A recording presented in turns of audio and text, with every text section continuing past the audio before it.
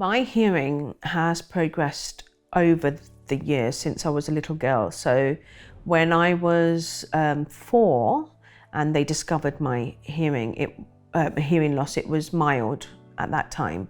Yeah, I remember that when she had a problem, hearing problem, she was a 4-year-old. When she was baby, we don't know. But when she was 4-year-old and when she starts school, and they check her ears and everything, then we knows. It's very difficult for me because all children, they are normal, and my Nandini had a hearing aid to wear. So my name is Nandini. I'm an audiologist. I've been working as an audiologist for the last 25 years.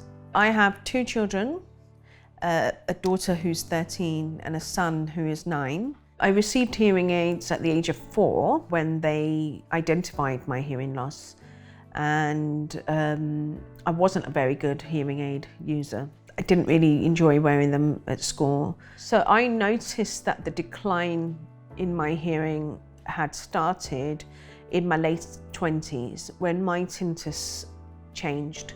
So up until that moment, my tinnitus wasn't a problem.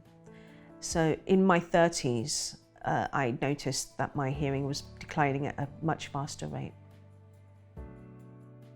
I think in the past couple of years, I've definitely noticed that my sister's hearing has decreased.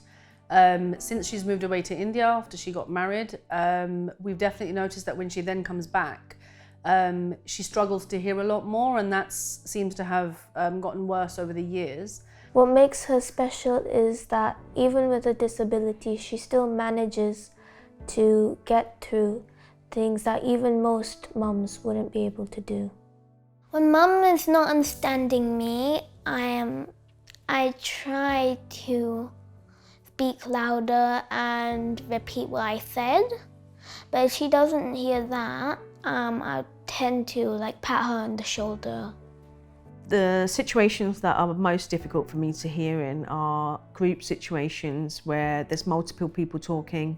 I can't necessarily lip read everyone at once, so that makes it much harder for me. If the lighting's not good, I tend to get a bit more nervous and struggle then.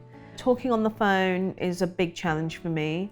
I cannot do it if I'm using the phone directly on my ear or a landline device.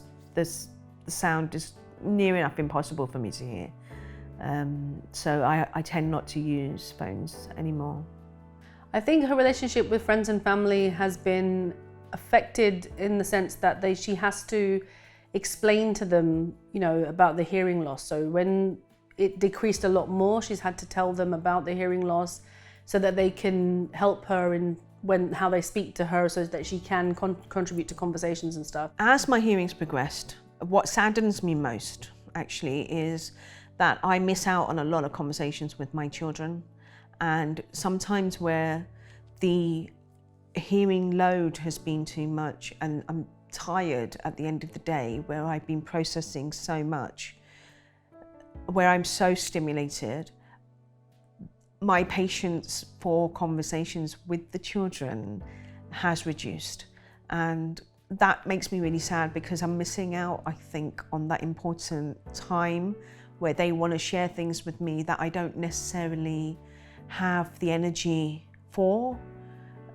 So I think that's the biggest thing that affects me in a sad way, is that I could be doing more with the children.